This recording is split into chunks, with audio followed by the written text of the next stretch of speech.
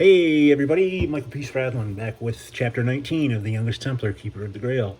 I hope everybody is well and safe, and we're heading into summer now. Weather's getting warmer. I hope that this each day brings us closer to being able to solve this virus and get back to the normalcy of our lives. But while we're doing that, while we're going through it, while we're still quarantining, maybe you live somewhere where you're being allowed back out again. If you are, please stay safe. Please practice social distancing and wear a mask and do all the things that we can. Let's help each other, okay? Anyway, so here we are with Chapter 19 of the Youngest Templar, Keeper of the Grail. Robard had traveled here from the south near Jerusalem. He did not know of the fall of Acre, which had been his destination. I told him that Acre was in Saladin's hands, and he agreed we would travel to Tyre together. When he asked me why I chose to travel at night, I explained to him that I carried dispatches for the Templars there and dared not allow these documents to fall into the hands of the enemy. He accepted my explanation without question. I was grateful to have Robard and his bow as traveling companions. As before, we kept to the hills near the main road. At night, we built no fires. Walking in the darkness, we quickly exchanged the stories of our lives. Robard was 17 years old. His father owned a large farm near the Shire of Nottingham. When King Richard took the throne and raised his army for the Crusades, he levied taxes on all the farmers of England. After a poor harvest 2 years before, Robard's father had been unable to meet his burden.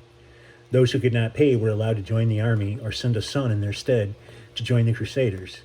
Robard joined the king's army, and after 2 years of service, his father's debt was forgiven. It was Robard's father who first taught him to use the bow, and 2 years of nearly constant warfare had made him an exceptional archer. In the king's army, he learned that an archer was only as good as his equipment. Before we slept each morning, Robard obsessively checked his bow for signs of wear or weakness. He studied and rechecked the hide strings that held the grip, a piece of wood fastened to the shaft. He removed every arrow from his wallet, checking the feathers and the points to make sure they were secure and sharp. Each morning, when it was light enough to see clearly, he would take several practice shots at a distant tree. Retrieving the arrows from the trunk, he checked them again, returning them to his wallet. As we traveled, Robard told me much of his life and what he had witnessed during the years in Outmurmur. "I've seen nothing but waste and destruction," he complained. "The Lionheart," Robard spat out the name as if something sour and unpleasant had landed on his tongue, "commands us to take a fortress or a city or a swatch of land, and we do. Then a few weeks or months later, the Saladin's forces take it back. Men are killed for nothing. Yet the king keeps raising his army and taking more taxes while poor men like my father struggle to feed their families."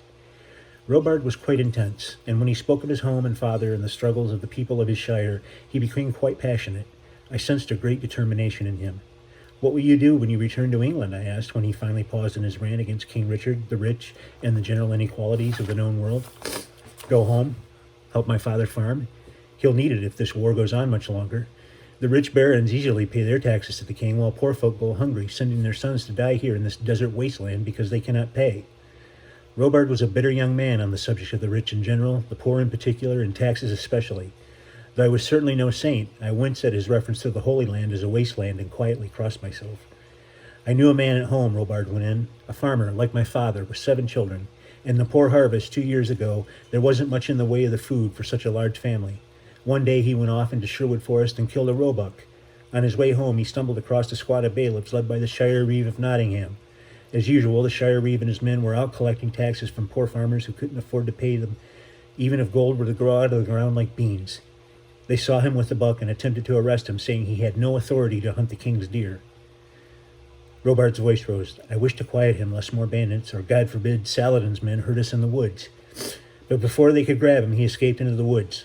As far as I know, he's still there hiding out, all because he wanted enough meat to feed his children. That is who I am forced to fight for. We serve an absent king who cares nothing for his subjects, only that he can send their sons to feed his army. He leaves a sniveling coward of a brother, Prince John, in charge, and that poor excuse for a monarch allows the Shire Reeves to rule the countryside like barons. Lionheart my arse," Robard said, spitting on the ground for emphasis. "What of the man and his family?" I asked. "Ha!" Robard said. "When they couldn't catch him, the Shire Reeve arrested his wife instead, confiscated his lands, and sent his children off to an orphanage. When I return, I hope that fat Shire Reeve makes a move toward arresting me for something." Robard held the bow out in front of him and pantomimed shooting an arrow. I thought perhaps it might be best to change the subject, so I told Robard some of my history, my time with the monks, and how I came to be a squire of a Templar knight. Raised by monks, you say, yes? Yes. Then you can read and write. Of course, I said almost incredulously. Then I cringed, realizing Robard had asked me this because he could not. I had taken it for granted. The monks who raised me were learned men who saw to it that I was educated.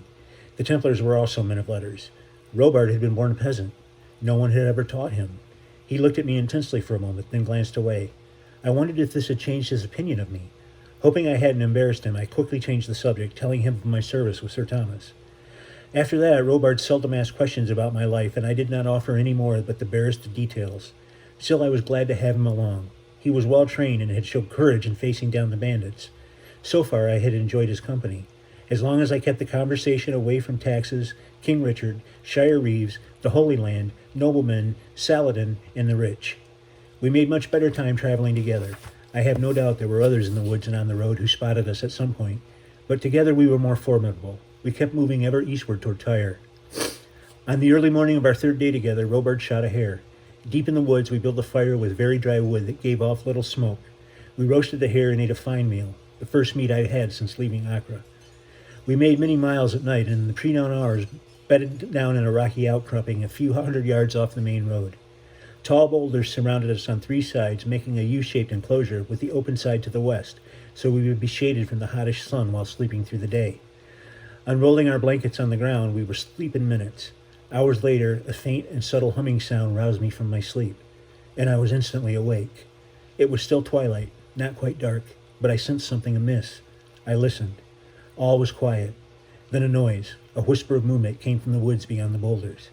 I rolled quietly to my knees, picking up my short sword. Robard lay a few feet away, snoring softly. Through the opening in the rocks, I could see several yards into the woods, and for a moment I thought I saw a black-clad figure moving through the trees. Not sure if my eyes were playing tricks, I quietly crawled to Robard, placing my hand over his mouth. He awakened instantly, grabbing at my wrist, but I hissed him to silence, pointing to the opening of the rocks. "Trouble," I whispered. He was on his feet in an instant, his bow strung and an arrow knocked and at the ready. Quietly, we stepped to the opening in the rocks, taking a position on either side. I left the battle sword on the ground. It was just too long if I needed to fight in such a small, enclosed area. Robard listened, studying the woods.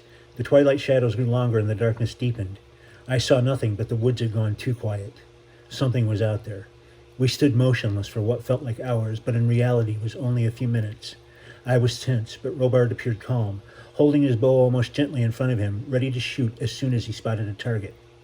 Then, very quickly, we heard movement. A quick rustle of feet through the grass and leaves, but still we saw nothing.